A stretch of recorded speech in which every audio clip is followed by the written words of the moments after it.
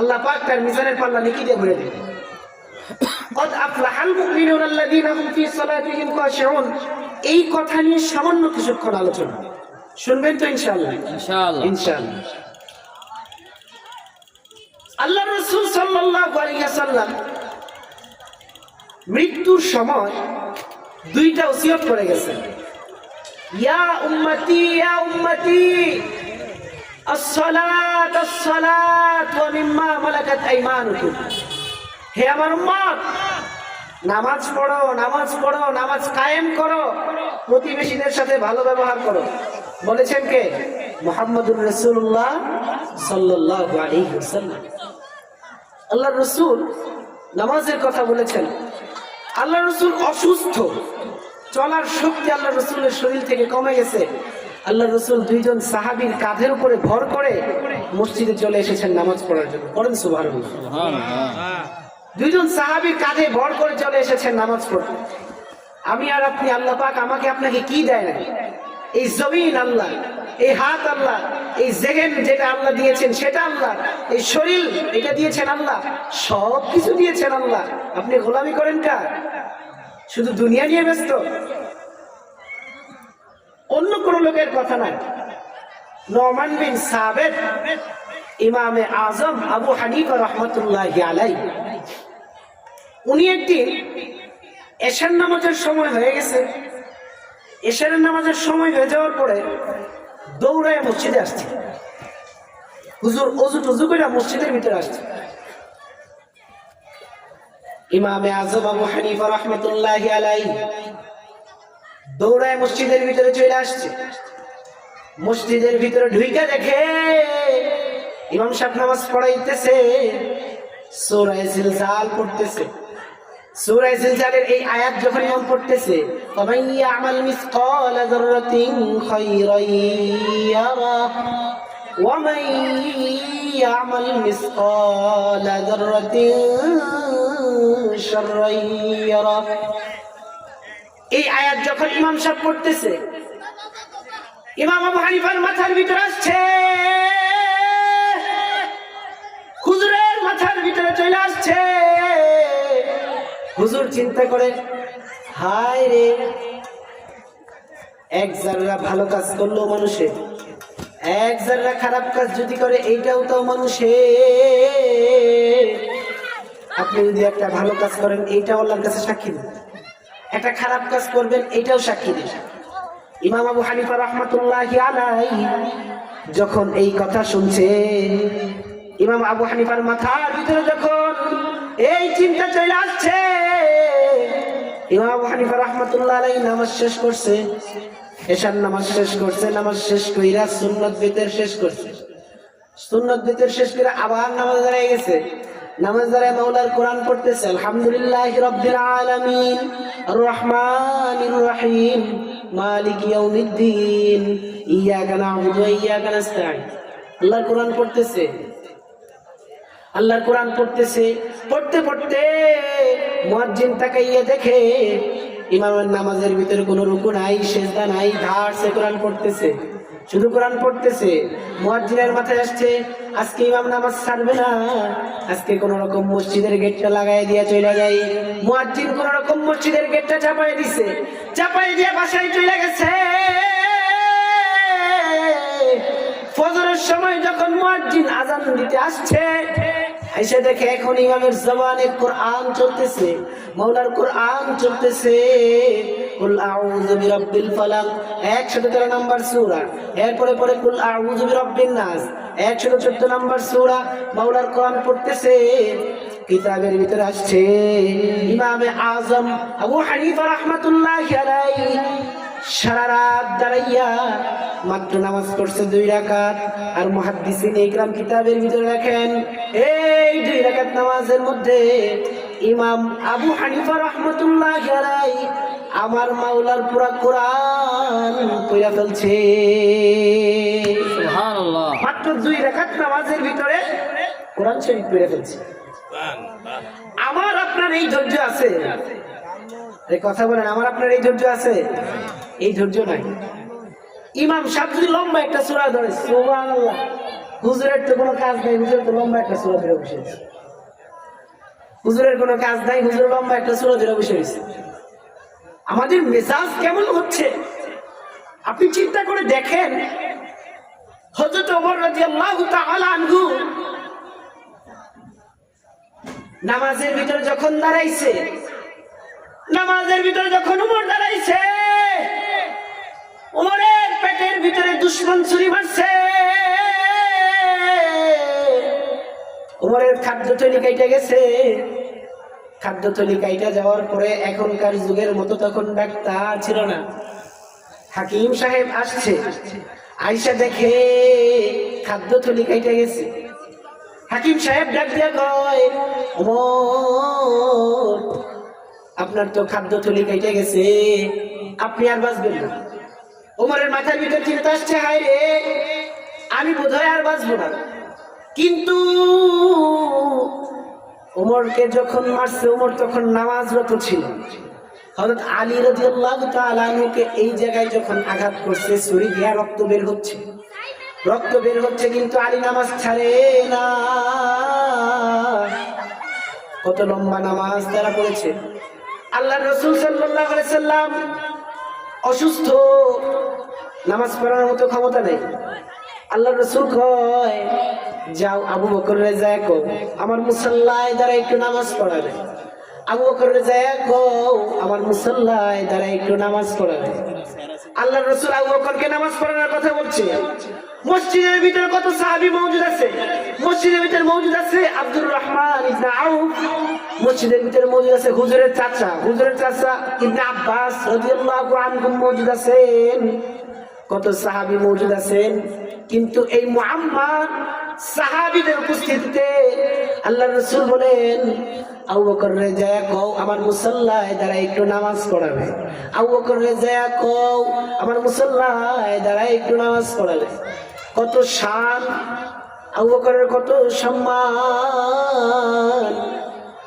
আমার আর আপনার কি অবস্থা দেখেন, নামাজ নাই। আবু বকর সিদ্দিক রাদিয়াল্লাহু তাআলা আনহু, উনাকে আল্লাহ তাআলা বলছেন জান্নাতীদের লিস্টের ভিতরে 1 নাম্বার হযরত আবু বকর। জান্নাতীদের ভিতরে 1 নাম্বার জান্নাতি হযরত আবু বকর। তারপরেও তার ভিতরে কবরের চিন্তা, তার ভিতরে হাসরের চিন্তা, তার ভিতরে মিজান, তার মাথার ভিতরে পুলসিরাত, শুধু এই সমস্ত চিন্তা। আর আমার আর আপনার অবস্থা কেমন? নামাজ নাই, কালাম নাই, ইবাদত নাই, বন্দেগী নাই, তারপরও শুধু দুনিয়া আর দুনিয়া। ঠিক না? আমাদের অবস্থা তো এরকম। ঠিক। ইবাদত নাই জিন্দেগীর ভিতরে, শুধু দুনিয়া আর দুনিয়া। আল্লাহর রাসূল সাল্লাল্লাহু আলাইহি ওয়াসাল্লাম 10 জন সাহাবীকে আল্লাহর পক্ষ থেকে জান্নাতি ঘোষণা করছে। 10 জন সাহাবী আল্লাহর রাসূলের মুখ থেকে জান্নাতি ঘোষণা পাইছেন। তাদের ভিতরে একজন হইল আবু বকর। এই আবু বকর ওনার জিন্দেগিতে কি পরিমাণে ইবাদত করেছেন।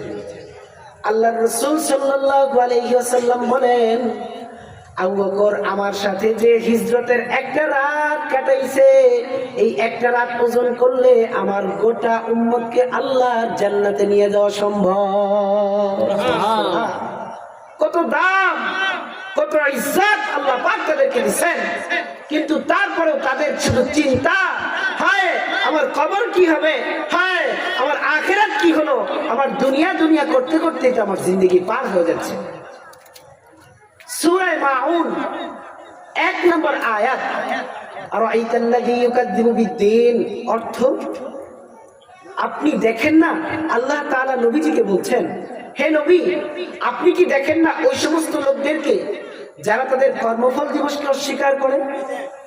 কিয়ামত যে হবে, আল্লাহ তাআলা আমাদেরকে যে কর্মফল দিবেন, এটা অস্বীকার করার কোনো রাস্তা আছে? এই কথা বলেন, কোনো রাস্তা আছে? হ্যাঁ, কোনো রাস্তা আছে? নাই। এই আয়াতের তাফসীরের ভিতরে আসছে যে সূরা আর রহমান আয়াত নম্বর 26, কুল্লু মান আলাইহা ফান ওয়া ইয়াবকা ওয়াজহু রাব্বিকা যুল জালালি ওয়াল ইকরাম। সমস্ত কিছু আল্লাহ পাক ধ্বংস করে দিবেন, একমাত্র বাকি থাকবেন কে? জোরে বলেন কে? আল্লাহ। আল্লাহ একমাত্র বাকি থাকবেন আল্লাহ, সব ধ্বংস করে দিবেন, কিয়ামতের ময়দান কায়েম হয়ে যাবে। আপনি আর আমি কি এই হাদিস শুনেছি যে কিয়ামতের দিন সর্বপ্রথম কিসের হিসাব হবে? আল্লাহর রাসূল সাল্লাল্লাহু আলাইহি সাল্লাম খবর দিতেছেন, আউয়ালু মা ইউহাসাবু বিহিল আবদু ইয়াউমাল কিয়ামাতিস সালাত। কিয়ামতের দিন সর্বপ্রথম বান্দার একটা ইবাদতের হিসাব হবে, সেই ইবাদতটার নাম হচ্ছে নামাজ। সেই ইবাদতটার নাম কি? নামাজ। সবাই বলেন কি? নামাজ। নামাজ।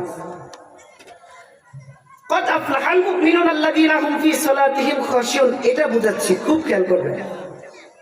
আল্লাযীনা হুম ফি সালাতিহিম খাশিউন, এই খাশিউনের ব্যাখ্যা লিখতে গিয়ে খুশু আর খুজু, নামাজের ভিতরে মনোযোগ, এটা আনার যে একটা পলিসি, একটা রাস্তা, এটা লিখতে গিয়ে ডক্টর আব্দুর রহমান রহমাতুল্লাহি আলাইহি সুয়ারু মিন হায়াতিস সাহাবার ভিতরে ইসলাহি খুতবাতের 14 নম্বর খণ্ডের ভিতরে এনেছেন খুবাইব রাদিয়াল্লাহু তাআলা আনহুর ঘটনা। উহুদ যুদ্ধের পরে 6 জন, বুখারীর বর্ণনায় কম বেশি হতে পারে, 6 জনকে পাঠানো হয়েছে। ওনারা দ্বীনি ইলম, মাদ্রাসার ছাত্রদেরকে কোরআন হাদিস শেখায় না? এই কথা বললেন, কোরআন হাদিস শেখায় কিনা? মাদ্রাসার ছাত্রদেরকে কোরআন হাদিস শেখায়। এইরকম দ্বীনি ইলম শেখানোর জন্য 6 জন যাইতেছিল, সাথে ছিল হযরত খুবাইব রাদিয়াল্লাহু তাআলা আনহু। কাফেররা রাস্তার ভিতরে ধরে ফেলছে, ধরে ফেলার পরে 3 জনকে জায়গায় মেরে ফেলছে। নাউজুবিল্লাহ, 3 জনকে জায়গায় মেরে ফেলছে, আর 3 জনকে ধরে নিয়ে আসতেছে। কাফেররা কেউ কেউ তো খুশি হচ্ছে যে একজন মুসলমানকে মারা হবে, একজন সাহাবীকে মারা হবে, তারা খুশি হচ্ছে। তাদেরকে যখন ধরে আনা হইল, খুবাইব রাদিয়াল্লাহু তাআলা আনহুকে শহীদ করে ফেলা হবে। খুব খেয়াল করবেন, আমার আপনার মেজাজ কি আর ওনাদের মেজাজ কি ছিল। খুবাইব রাদিয়াল্লাহু তাআলা আনহুকে যখন হত্যা করা হবে, ওনাকে বলা হচ্ছে যে আপনার শেষ ইচ্ছাটা কি? খুবাইব রাদিয়াল্লাহু তাআলা আনহুকে বলা হচ্ছে আপনার শেষ ইচ্ছাটা কি? হযরত খুবাইব রাদিয়াল্লাহু তাআলা আনহু বলছেন যে আমার সর্বশেষ ইচ্ছা হচ্ছে আমাকে 2 রাকাত নামাজ পড়ার সুযোগ করে দাও। সুবহানাল্লাহ পড়তে পারেন? জোরে পড়েন সুবহানাল্লাহ। শেষ ইচ্ছা কি? 2 রাকাত নামাজ। একজন মুসলমানকে মারা হবে আর তার শেষ ইচ্ছা কি? 2 রাকাত নামাজ। খুবাইব রাদিয়াল্লাহু তাআলা আনহু ওযু করে নামাজ পড়তেছে। খুবাইব নামাজ পড়তেছে, কাফেরদের ভিতরে একজন যুবক কাফের ছিল, সাঈদ ইবনে আমির আল-জুমাহি, খুবাইবের নামাজ খেয়াল করতেছে। খুবাইবের নামাজের দিকে খেয়াল করে দেখে খুবাইব এত সুন্দর করে নামাজ পড়তেছে, এত সুন্দর করে মাওলার কোরআন পড়তেছে, এত সুন্দর করে রুকু করতেছে, এত সুন্দর করে সিজদা করতেছে। নিশ্চিত আল্লাহ আছে, আল্লাহ একজন আছে। আল্লাহ না থাকলে এত সুন্দর করে নামাজ পড়া যায় না, আল্লাহ না থাকলে এত সুন্দর করে রুকু করা যায় না। নিশ্চিত আল্লাহ একজন আছে, আল্লাহ না থাকলে এত সুন্দর করে নামাজ পড়া যায় না। সাঈদ ইবনে আমির আল-জুমাহির মাথার ভিতরে চিন্তা আসছে এইটা। সারা রাত ঘুমাইতে পারে না, সারা রাত ঘুমাইতে পারে না। সকালবেলা নবীজির দরবারে গেছে, গিয়া বলতেছেন ইয়া রাসূলুল্লাহ, গতকালকে খুবাইবকে গ্রেফতার করেছি। খুবাইব আমাদের কাছে শেষ ইচ্ছা হিসেবে 2 রাকাত নামাজ পড়ার সুযোগ চাইছেন, আর আমরা তাদেরকে 2 রাকাত নামাজ পড়ার সুযোগ দিছি। তার নামাজ এত সুন্দর হইছে, তার নামাজ এত দিলে লাগছে। নিশ্চিত আল্লাহ আছে, আল্লাহ না থাকলে তো সুন্দর করে নামাজ পড়া যায় না, আল্লাহ না থাকলে তো সুন্দর করে রুকু করা যায় না। তার নামাজ আমার অন্তরে লাগছে। ইয়া রাসূলুল্লাহ, আপনি আমাকে কালেমা পড়ায়া মুসলমান বানায় দেন। সুবহানাল্লাহ। কাফের মুসলমানের নামাজ দেখে কি হয়ে গেছে? নামাজি হয়ে গেছে।